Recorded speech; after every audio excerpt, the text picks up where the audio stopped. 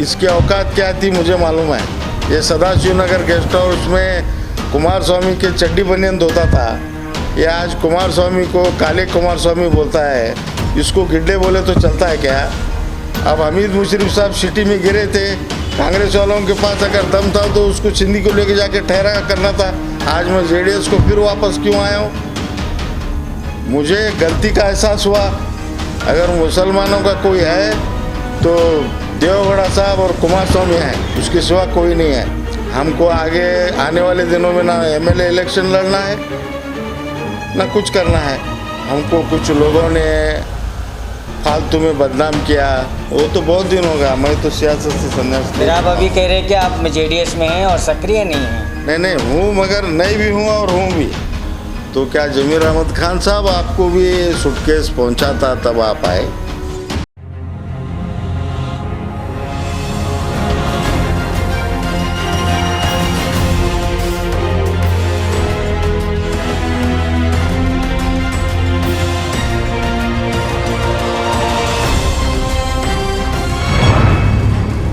आपका खैर मकदम है 4TV न्यूज़ में। मैं हूं खुर्शीद आलम।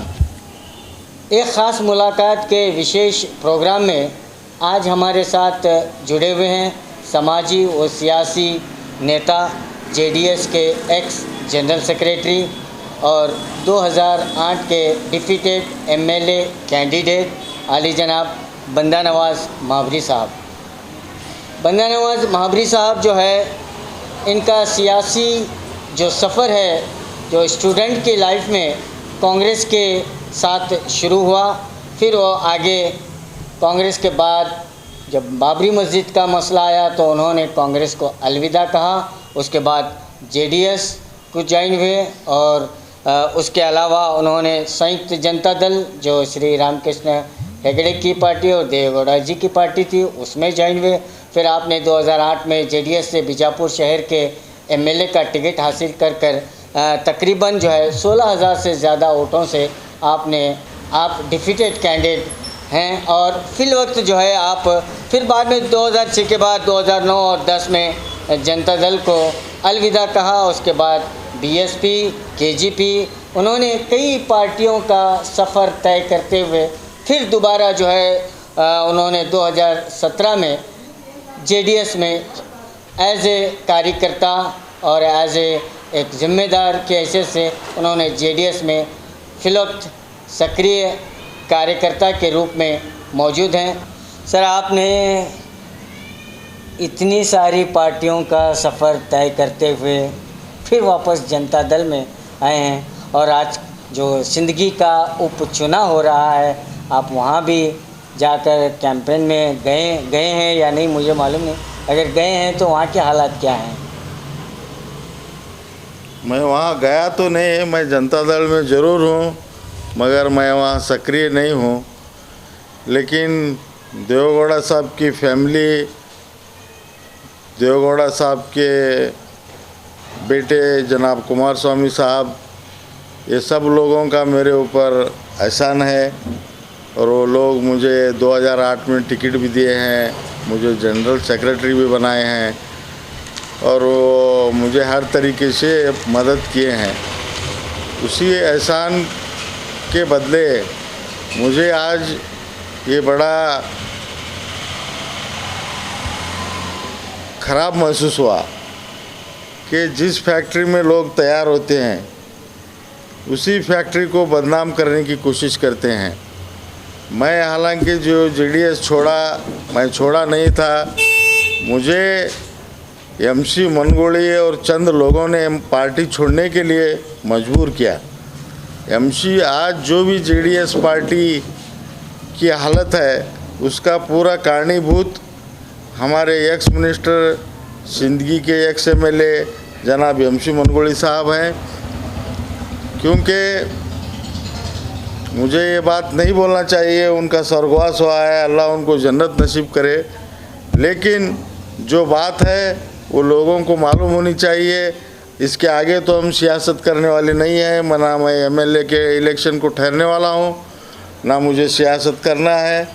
लेकिन देवेगौड़ा साहब जो मुसलमानों के लिए किया है उसके एवज में जो जमीर अहमद खान साहब उनके बारे में गलत सलत बयानात दे रहे हैं, उसलिए मुझे आज आपके सामने आना पड़ा।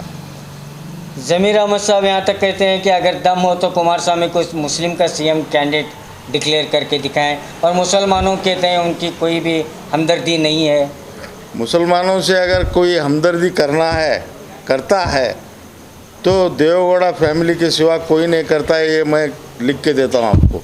60-70 सालों की कांग्रेस की सियासत में मुसलमानों के लिए कांग्रेस पार्टी ने क्या किया, साचार कमेटी का क्या हुआ, ये 4% रिजर्वेशन के लिए देवगौड़ा के सिवा कौन फाइट किया। आज हुबली के ईदगाह मैदान का प्रॉब्लम किसने सॉल्व किया? देवगौड़ा साहब के मुख्यमंत्री जब थे वो, उनकी सदारत में सीएम इब्राहिम आके ईदगाह मैदान का प्रॉब्लम सॉल्व किया। ये जमीर अहमद 1.5 फुट का नहीं है, इसको सियासी नॉलेज भी नहीं है। 2006 में जब मैं पार्टी ज्वाइन हुआ तो ये बाई इलेक्शन था इसका चामराजपेट में, तब मैं कुमार स्वामी के साथ वहाँ घुमा हूँ। इसका रात दिन हम इलेक्शन के बाद में मैं पार्टी ज्वाइन किया हूँ। तो ये इसकी औकात क्या थी मुझे मालूम है। ये सदाशिव नगर गेस्ट हाउस में कुमार स्वामी के चड्डी बनियान धोता था, ये आज कुमार स्वामी को काले कुमार स्वामी बोलता है। इसको गिड्डे बोले तो चलता है क्या? ये मुसलमानों को बदनाम करने की साजिश है। मुसलमान के बारे में एक कम्युनिटी को बदनाम हो जाती है अगर कोई हम गलत सलत बयान देने से। आज मैं जेडीएस को फिर वापस क्यों आया हूँ? मुझे गलती का एहसास हुआ। जी। उन लोगों ने भी कुछ गलतियां हमारे पार्टी के लोगों ने भी की थी। मैं सक्रिय नहीं हूँ, ये बात अलग है, लेकिन देवगौड़ा फैमिली, आज सीएम इब्राहिम को राज्य अध्यक्ष किसने बनाया? जेडीएस ने बनाया। महराजुद्दीन पटेल को किसने बनाया? देवगौड़ा साहब ने बनाया। अंसारी को मिनिस्टर किसने बनाया? अब्दुल अजीम को एमएलसी बनाए। मैसूर के हमारे मुदीर आगा को एमएलसी बनाए। मुझे टिकट दिए, बहुत से लोगों को टिकट दिए। अगर मुसलमानों का कोई है तो देवगौड़ा साहब और कुमार स्वामी हैं, उसके सिवा कोई नहीं है। कांग्रेस ये मुसलमानों की पहली दुश्मन है, बीजेपी बाद में है। ये लोगों को उल्लू बना के कितने दिन करेंगे ये लोग? आरएसएस का और बीजेपी का नाम बोलकर ये लोग बोल रहे हैं, ठीक है वो गलती किए हैं वो लोग, लेकिन उसका साथ कौन दिए? कांग्रेस वाले दिए ना।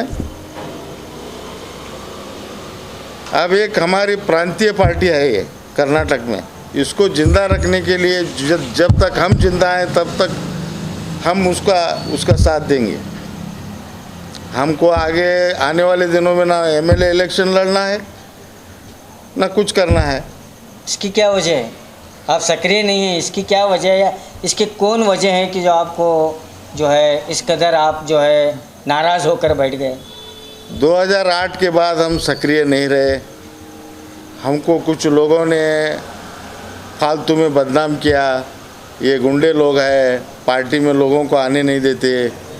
वो कुछ कुमार स्वामी के साथ हमारी अनबन हुई है जी। लेकिन कुमार स्वामी से हमारी मोहब्बत है, क्योंकि वो लोग मुसलमानों के लिए सेक्रीफाइस करने वाले लोग हैं। आपकी मोहब्बत कुमार स्वामी से है, लेकिन क्या कुमार स्वामी की मोहब्बत भी आपके साथ है? देवगौड़ा साहब है ना, वो सबसे बड़े आदमी हैं। ये 90 साल की उम्र में वो दर बदर घर घर घूम रहे हैं, उसका हम लिहाज करना चाहिए। जो मजलूम है, इस्लाम क्या कहता है, जो मजलूम है उनका साथ दो। तो फिर आज एक नाजिया शकील अंगड़ी एक कैंडिडेट बनी हुई है जी। वो अचानक MSIL के चेयरमैन थे, देवगौड़ा साहब ने बनाया था, तो एक्सीडेंट में मारे गए, तो उनकी बहू को उधर टिकट दिया गया है। तो आपके पेट क्यों जल रहे हैं? लोग एक होकर वोट डाल रहे हैं, डालने दो उनको। अब हमीद मुशर्रफ साहब सिटी में गिरे थे, कांग्रेस वालों के पास अगर दम था तो उसको सिंधी को लेके जाके ठहरा करना था, चुन के लाना था।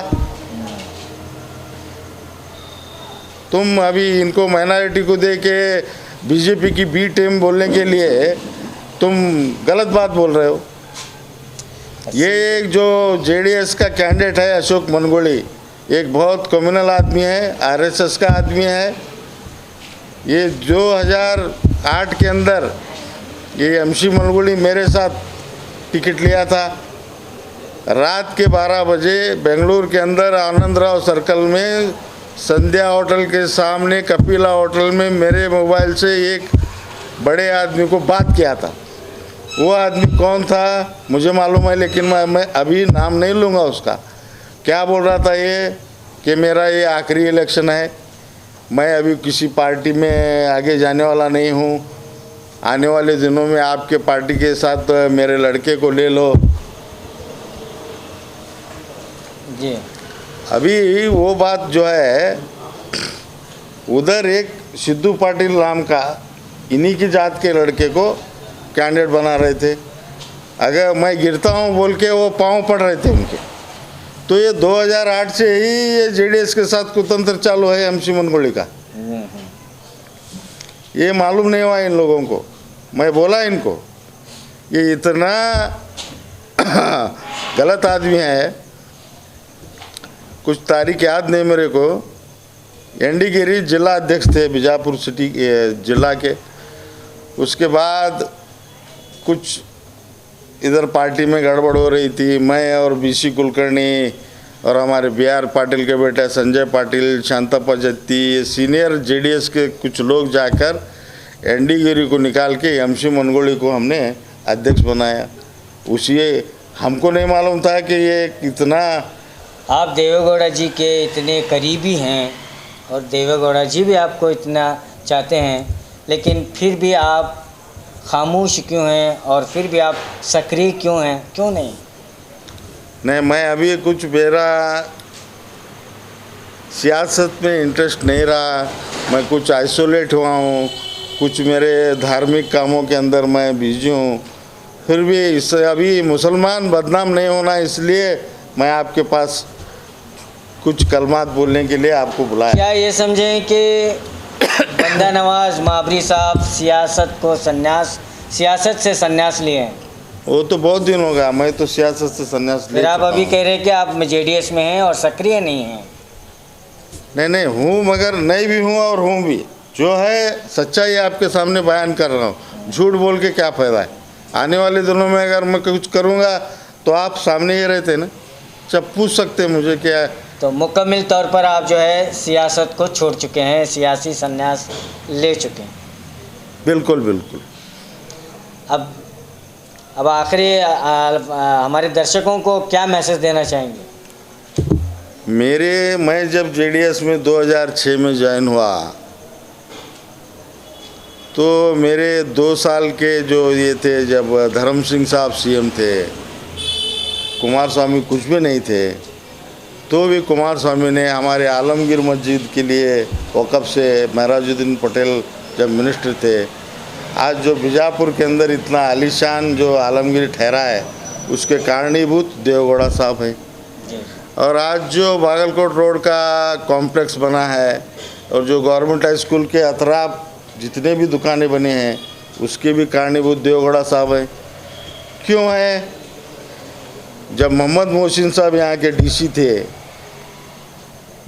जब वो रोड वाइडनिंग करने के लिए दुकानों को गिराया गया तो आर्कोलॉजिकल सर्वे ऑफ इंडिया का तकरार आ गया, वो जो हमारा कोट दीवाल है ना उसकी तरफ से। तो मोहम्मद मोहसिन साहब और मैं मिलके देवेगौड़ा साहब जब के पास जाकर, जब मनमोहन सिंह यहाँ के हमारे देश के प्रधानमंत्री थे, तो डायरेक्ट सोनिया गांधी से बात करके 2 घंटे में आर्कोलॉजिकल का हमको एनओसी मिला, जब जाके वो कॉम्प्लेक्स बना सके। ये प्रैक्टिकल है, लोगों को ज़्यादा मालूम नहीं है। तो आपकी पूरी सिंपत्ति जो है देवेगौड़ा जी और कुमार स्वामी के तहत बनी हुई है। इलेक्शन आते रहते हैं, जाते रहते हैं, लेकिन एक जो सेकुलर आदमी है उसको ज़िंदा रखना चाहिए। हम उनके एहसानात को लेकर उनको बदनाम करना, गलत सलत बात करना, ये हमारी कम्युनिटी को धक्का पहुंचता है इसका। सेकुलर तो सिद्धरामैया भी है।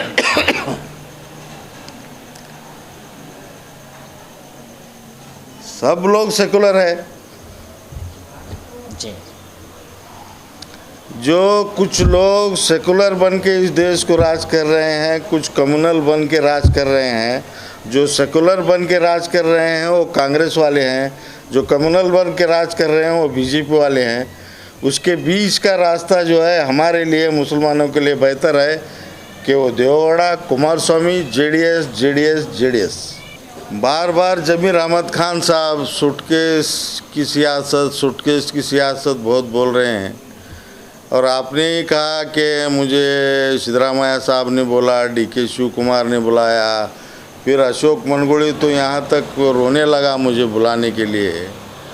तो क्या जमीर अहमद खान साहब आपको भी सूटकेस पहुँचा था तब आप आए? ये हमारा सवाल है। तो ये थे बंदा नवाज महाबरी साहब, जो सियासत में तो हैं लेकिन सक्रिय नहीं हैं, लेकिन एक तरह से देखा जाए तो सियासी संन्यास भी ले चुके हैं और अपने धार्मिक कामों में बिज़ी हैं। तो उन्हें जो है जो आरोप और प्रत्यारोप जो बाई इलेक्शन में चल रहे हैं उसको लेकर उन्हें देवेगौड़ा जी और कुमारस्वामी पर जो इल्ज़ामात लगाए जा रहे हैं उसको लेकर उन्होंने आज एक ख़ास मुलाकात की और उन्होंने स्पष्ट किया कि देवेगौड़ा जी और कुमारस्वामी के एहसानात बहुत हैं और ये तमाम लोग जो उन पर इल्ज़ाम लगा रहे हैं ये उन्हीं की फैक्ट्री में तैयार किए गए हैं। अगली बार एक ख़ास मुलाकात एक महान हस्ती के साथ हम आपसे जुड़े रहेंगे। कैमरामैन शहबाज के साथ मैं खुर्शीद आलम, 4 TV न्यूज़, बीजापुर।